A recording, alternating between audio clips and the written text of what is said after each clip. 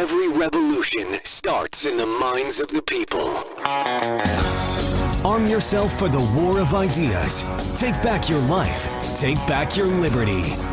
Tom Mullen Talks Freedom. Hello, everybody, and welcome back to Tom Mullen Talks Freedom. Today, my guest is Daniel McAdams. Daniel is the executive director of the Ron Paul Institute for Peace and Prosperity and co-host of the Ron Paul Liberty Report. He served in Ron Paul's congressional office in Washington as a foreign affairs and defense advisor. Daniel, welcome to the show. Tom, thanks for having me on. It's great to be with you. I know the Ron Paul Liberty Report has done quite a bit on COVID and that nightmare that's been unfolding over the last 18 months. But the main thrust of the Ron Paul Institute for Peace and Prosperity has been foreign policy and informing people of how terrible our foreign policy is. But now that we've ended the war in Afghanistan, the troops are coming home. That peace dividend, I'm sure, is on the way in our taxes. What are you guys going to do over there after it's mission accomplished?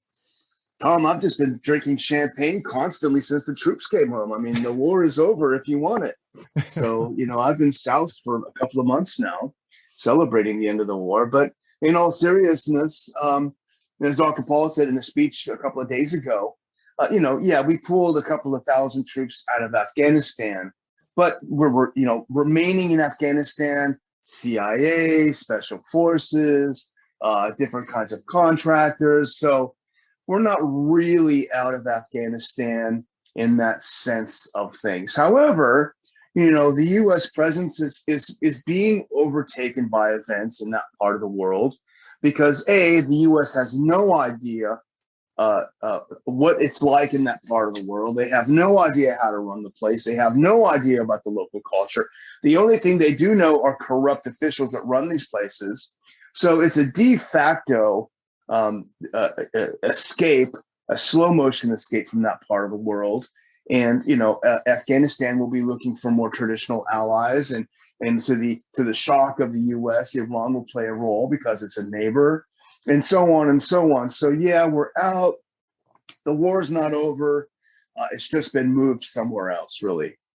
I remember the disclaimer that Biden threw out there when he was doing a victory lap over something he had very little to do with, and his part wasn't done very well. But he said, we're still going to be conducting over-the-horizon operations. That just means bombing them, right? Yeah, there was an over-the-horizon operation that killed an entire family, right? The kids and their cousins were rushing out to meet daddy as daddy came home from work, and boom, they were vaporized. So that's over the horizon. I guess that sounds better than killing kids, but that's basically what it is. And the thing is, Tom, I'm pretty critical of Biden, nonstop, although I don't blame him for everything because I sometimes wonder.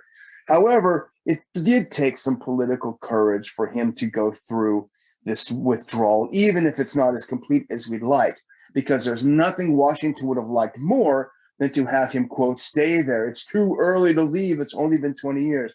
So he deserves some credit for taking some significant political risk on pulling out. And it really pisses me off to see, the R's out there just looking for any way to undermine him and going ahead and adopting the idiotic neocon idea that, if we only were in Vietnam a little longer, we would have won, So, yeah, he gets credit, and the opposition to him, no matter what party, is basically corrupt.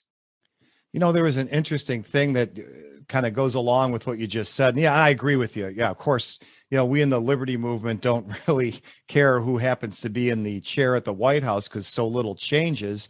When Trump was in there, the foreign policy was a little less frenetic. There were some bad episodes. He didn't start a new war, and he seemed to back off a little. He had the truce with the Taliban.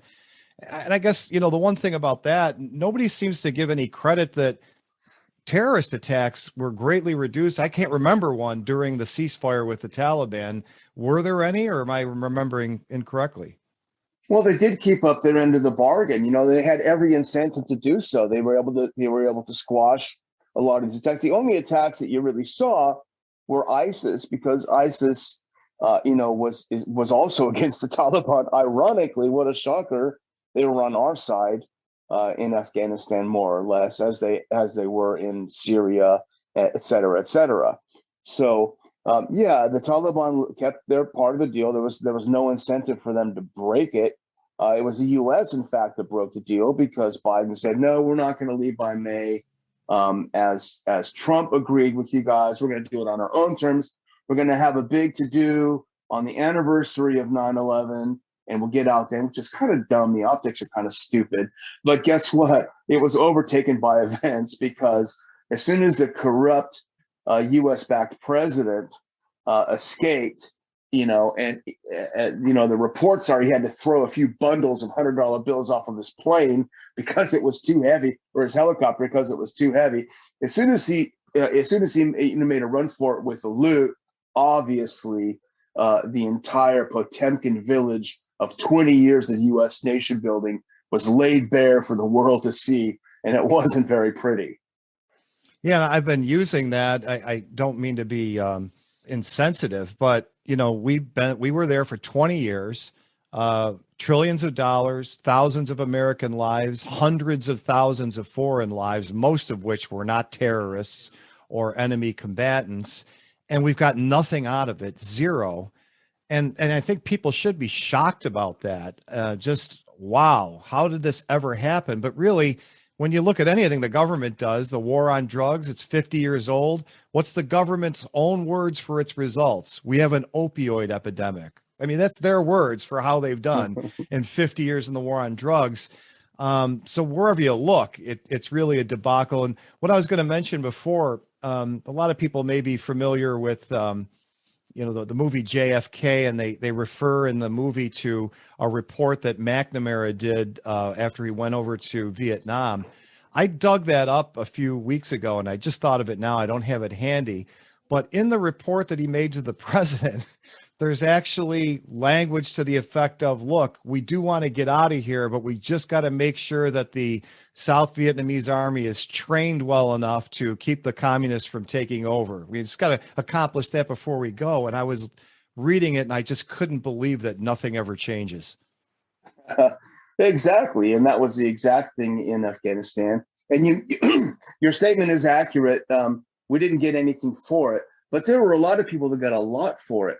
The people that were involved in every aspect of this debacle, they got rich. There are a lot of mansions around McLean and inside the Beltway and in Clifton that were built on this war. And that's what it's all about. The whole thing, as we know from Smedley Butler, the whole thing was a racket from day one. We didn't train anyone. There were something like 300,000 Afghan soldiers in ghost brigades. They never showed up to work. Because they didn't exist, and the thing is, everyone is acting like it's a surprise that we just left all this crap there and didn't achieve anything. But anyone who followed the Special Inspector General for Afghan Reconstruction's reports over the years, this is probably the only U.S. government official who is a decent person in terms of really doing the work of the people, because he painstakingly documented the incredible waste, theft, you name it, for 20, I think it was in the mid 2000s that he was appointed. I could be wrong on the date, but regardless of that, he did such a terrific job documenting this absolute disaster, not in terms of policy, but in terms of money as well. So no, it shouldn't have been a surprise, but of course, nobody wants to dig up this stuff, Well, let me give some kudos to your boss too. There, I dug up an article from I don't know, it's 2011, 2012, something like that. It was right after the Taliban opened an office in maybe Qatar. I can't remember, one of the Middle Eastern countries, where they started negotiating with the American government. And Dr. Paul wrote something to the effect of, this looks a lot more like a victory, than it does that they're negotiating a surrender. And he predicted they would be in charge when it was over. And here we are 10 years later, exactly what he predicted. So of course, if somebody listened to him back then, we could have saved the last 10 years, and who knows how many lives and and those trillions of dollars. Yeah, he also said in a speech 10 years ago that if we don't do something now to get out of Afghanistan, we're going to be there for 10 more years. And at the time, he meant it as an exaggeration, but it turned out to be pretty accurate. But I mean, anyone who really wants to objectively look at the world, and unfortunately in the US, foreign policy analysis is not, it's more like fantasy land than being objective. Anyone who objectively looks at the rest of the world, they would see the world as they see their own country. Of course, everyone, many people are intoxicated by this idea that the rest of the world just can't wait to be exactly like us, and all they need is our help to do that. Well, of course, that's a fantasy. It's a fallacy, and unfortunately, there are millions of bodies that are buried under that fantasy. The fact of the matter is, the Afghans had been pushed around and ruled by proxy for a number of years. The Soviets came in, the Americans came in, so it should be no surprise that left to their own devices, they would prefer to be ruled by a group that is indigenous, that has no obvious sponsors abroad, that is not a puppet government, because that's just a natural state that people want to be in their own country. But of course, people do act shocked. Oh my gosh, the Taliban is in power. It really shouldn't shock anyone that this is how it ended up. The only shocking thing is that so many people had to die and so much money had to be wasted for the inevitable to finally happen. Yeah, it's funny. They call us libertarians utopians, but I mean, I think that we're the realists to think, the unfortunate truth is the Taliban has a lot of support, and they come out with these stories about women who enjoyed more freedom while we were there. Of course, you're going to find some stories like that. There are women in Afghanistan who support the very traditional Muslim lifestyle. And, I'm not here to judge that either way. I know we make things worse when we blow up weddings and hospitals. I mean, that would just seem like an easy conclusion to come to. But, as you said, these people, there's no sense of reality. There's no learning from mistakes either. One thing I wanted to just mention, and it's funny how off topic it might seem, but I'm a big fan of the Sherlock Holmes stories. So about every 5 years, I get out the books and I read them all. I just can't stop until I get to the end. Well, the very first one that was written in 1887, this is the book, the short story where Watson meets Holmes, right? And Watson is just coming home from Afghanistan during, the British Empire in 1887. It's like nothing ever changes. Nobody learns. I mean, we all called it the graveyard of empires before we went in there, and nobody ever learns. But I want to ask you about the money. So I've got the department or the White House budget here, and I'm on the defense page. And for 2021, they say that they spent $703 billion on defense. Now, this is the war is over, right? And next year they're going to spend $715 billion. How can you end a war and the defense budget keeps going up? What are they spending this money on? Well, the first thing I would revert back to the old Ron Paul thing. It's not a defense budget; it's a military budget, right? If it were a defense budget, it would be defending the U.S. And thankfully, by virtue of our geography, we don't have a lot of threats, so we really don't need to have a military budget. Maybe 10% or less of what we have. But it's not about defending the country. But it is a great point. Here's our peace dividend. The peace dividend, instead of coming back into our pockets, goes into the pockets of the contractors inside the Beltway, of the think tanks, of the well-connected, and so that's just how it is.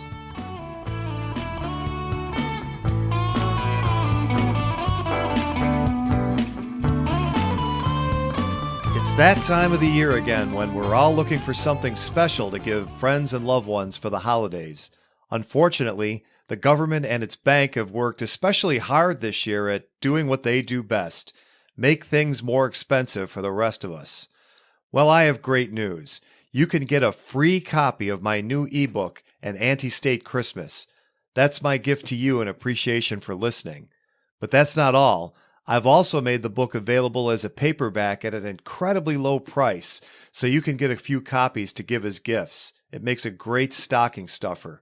And don't worry, this is not some preachy libertarian treatise. It's full of fun and even includes a special Christmas beverage recipe. Get more information and your free ebook at antistatechristmas.com. Just ain't true. We help each other when we don't mean to. That's what we call the invisible hand. Something no politician understands. Just leave it up to supply and demand and follow the. I remember a couple years ago, Congress discovered that we have thousands of troops in Africa. Do you have any idea what we're doing in Africa? Do they have any idea what they're doing in Africa? Well, what we're doing is the opposite of what the Chinese do, right? I mean, there's a lot of China bashing going on, and there is some good stuff to criticize in China. I don't happen to like their social credit system. Unfortunately, we're adopting all their bad stuff and ignoring all their good stuff. The Chinese are over in Africa. They're making deals. They're getting minerals. They're doing business. What do we send over? Not businessmen. We send over the military. So every little coup, every little thing you see right now, there's a lot of problems in Sudan. There was a coup in Sudan. The government was overthrown. But you got to look back 15 years and see that the destabilization in Sudan has been ongoing, and the United States has been behind it. The whole break off of South Sudan. Remember, Save Darfur. That was all a joke. That was all a regime change operation, because the part that the U.S. broke away from the main part of Sudan is the one that had all the oil and stuff. So we go there, we overthrow governments, we take their stuff, we bomb them, we irritate everyone, and we wonder why things don't work out well when the Chinese go in and they make some hard business bargains and they make some money. So yeah, we're there. We have AFRICOM, the Africa Command, in charge of going into Africa. And in fact, Secretary of State Blinken just finished his first tour of, maybe he's still there, who knows, maybe he'll stay, that'd be nice. But his first tour of Africa, and he's going around to all the quote hot spots. And of course, we have our finger in all of those pies, just causing more problems, and certainly not doing any good over there. So yeah, got a lot of troops there, and the whole system is based on keeping them there and keeping them busy. And it's not going to work out very well. And we always hear, well, if the U.S. wasn't there, Africa, in Asia, in the Middle East, and everywhere else around the world, well, China will fill the vacuum. And my first reaction is always, good, let them waste their money for it. I mean, they seem too smart, as you said. They're too smart to be going around blowing things up. They'd rather make a deal, almost like a capitalist, and although it's state-directed capitalism, and do some business. And, that's another one where I don't understand how the American people don't see that for what it is. And I want to talk about the Cold War on China that they're trying to drum up in a second too. But, the other thing that you mentioned earlier that it just puts a thought in my head. Do you think the fact that we are protected here by two oceans and we don't have wars on our soil somewhat desensitizes the public to what the reality of war is? I mean, I know you were a war correspondent, you were over there. Do people here just not realize what it's like to have houses in your neighborhood blown up or your own house blown up? That is such a great point, Tom, and that is so important. That's why Americans do embrace these interventions, right? These surgical strikes, because they never see the reality, the aftermath of what happens. And I did spend a lot of time in the Balkans, and I'll never forget one day I was walking through Vukovar after the horrible fighting and violence there. This is in the former Yugoslavia, and we walked along with some local people. It was a beautiful Habsburgian town in the old days, and it was really reduced to rubble, and people were living in a hardscrabble way. And of course, all of this war was fomented by the U.S. with the assistance of the Germans. They wanted to break up Yugoslavia. But you talk to the people and they said, I had no idea my neighbor was a Serb or a Croat or a Catholic or an Orthodox or a Muslim. We just didn't live that way. That wasn't part of our lives. But it wasn't until the U.S. went in and stirred something up and ruined the country. And I guarantee if you and I somehow had the power of transport and we transported ourselves to Vukovar, probably 25 years since I've been there, it would look just as bad as it was then. If you look at Ukraine after it was liberated from the Maidan by the Maidan people, it's way worse than it was. So the fact that we never see the consequences of our hyper aggressive interventionist foreign policy, I think it does encourage people because it's risk free. It's risk free to embrace this, but it is at the height of immorality to participate in the destruction of other nations. And maybe there is some ultimate justice, and it'll come back to the people who support it. But it is a very unfortunate component of the fact also, Tom, that most Americans don't travel. They don't go overseas. Of course, now we can't because you got to get 8,000 shots in your body to go. but they don't travel, so they don't know that, oh my gosh, the Iranians just can't wait to be just like us. Well, they don't want to be like us, and that's fine. That's a libertarian tenet. Ain't nobody's business if you do. As long as you're not over here, bombing us, live how you want. It's up to you.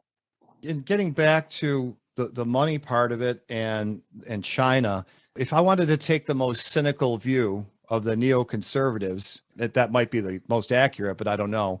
I would say that they love when we're over beating up on some country that could not possibly fight back very much. And then we're in a standoff. It used to be with the Soviets. I don't think they want to go to war with China, but they just love to have a Cold War where we're constantly upping the military spending, ramping up fear, and that makes a lot of money flow. Do you think there's anything to that, or am I just being a conspiracy theorist? No, that's a great point. And I think you made the point earlier about us libertarians. We look at conservatives and liberals and see that there's not a lot of difference because, what we're talking about with the conservatives, and I don't even know, it's not even just neocons. It's just it's just conservatives across the board. They act the same way toward China as the liberals did toward Russia with the whole Russiagate garbage. You can't go on Twitter or follow one of these, big conservative, I don't know, Shapiro, any of these guys. You can't go on any one of their Twitter feeds without, they're influenced by the Chi-Coms. They're being paid by the Chi-Coms, this and that and the other. And it's the mirror image of what the liberals did. And it's just all about having an enemy out there. And that's why, the pox on both of their houses. Yeah, they say, well, China's ramping up its military capabilities. And when you go look at the numbers, it's like, yeah, they spent 160 billion last year, and this year they spent 166 or is it? Meanwhile, we spent 700 billion last year, and we're piling 20, 30 more on top of that, plus all the money we hide in places like the Department of Energy that's really so-called defense spending as well. So, I mean, is there anything to them being more aggressive and looking to go outside their borders, or in your estimation, no? Well, maybe if we'd stop sailing carrier groups to the South China Sea, they could back off a little bit. It's so funny. It really is literally like you go up to someone and you punch them in the nose and they punch you back and say, this is aggression. We're sending warships to the South China Sea right next door to China. And we say, oh, well, they don't have the right to those islands. Who cares? You're putting some sand in the ocean and calling it your island. Go for it. Enjoy yourselves. And are they going to stop selling us stuff? No, of course not. Their economy is already, just as distorted as ours is. So, if the Chinese were over here in the Gulf of Mexico off of, just down the way, we live close to the beach. If they were over here doing war games in our backyard, it would be one thing. We'd have to say, well, this is something. But they don't do that. They're just sick of us going over there with our ships, trying to turn their neighbors against them. Hey, Philippines, you got to sign on to this anti-China thing. It's just dumb. There's no reason for it. It doesn't serve any purpose except to keep our own war machine and the people that get rich off of it getting richer and richer at the expense of working people in the U.S., of middle class, of shrinking middle class in the U.S. And here's a flag, wave it. It's such a shame. I just wish more Americans could see how they're getting ripped off by these scumbags in Washington. That's the mission of my life, to convince middle America, when you support our foreign policy, you're basically supporting these scumbags picking your pocket. Yeah, absolutely. And, you can get pretty depressed when you start getting deeper and deeper into this. I'm old enough to remember I was in my 20s when the Berlin Wall came down, and I wasn't particularly political. I didn't even discover the word libertarian until somewhere around 2000, believe it or not. But I was very aware that this is a big deal, that the Cold War was ending by 1981.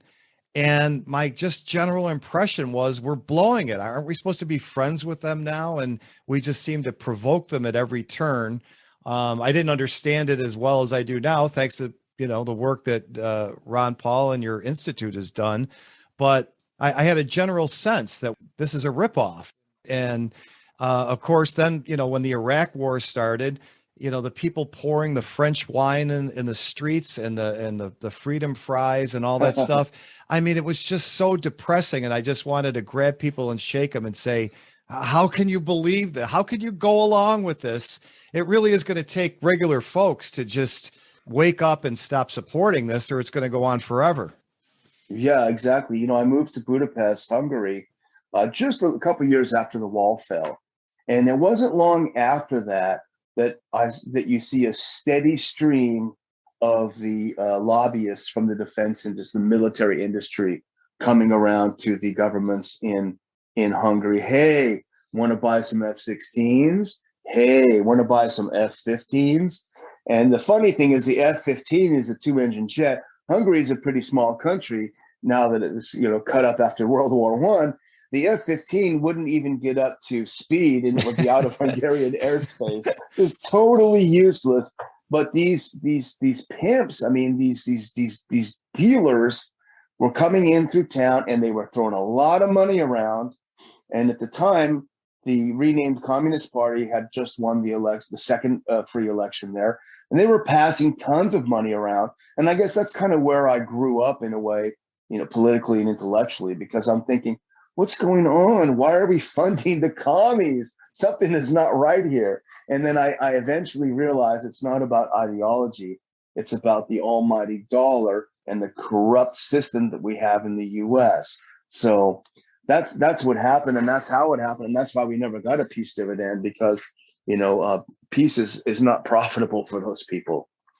Well, we have to wake up. And I did attend your conference put on by the Ron Paul Institute called The War on Us.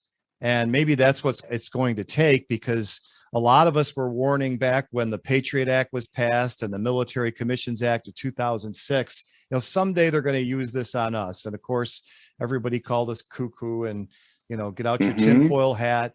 Well, here it is, the fake insurrection, the event that happened January 6th, and they are turning all those tools inward on at least some people in the U.S. that they perceive to be their political enemies.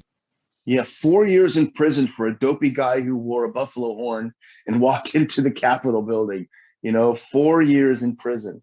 It's just incredible. But the Patriot Act, yeah. Because remember that the school board association wrote to Merrick Garland and said, hey, you need to look at these parents as potential terrorists. You can use the Patriot Act to do it, wink, wink. So yes, it's explicitly being used against us. And yet it is the war on us. And we have to wake up and realize, obviously, the response on our part is not violence, because that's exactly what they do want. But the first response is to wake up and take a look at the field, assess the battlefield, and look how we can intelligently respond to it. Well, Daniel, I really appreciate you being on. I don't want to keep you all day. What's next for the Ron Paul Institute and the Liberty Report?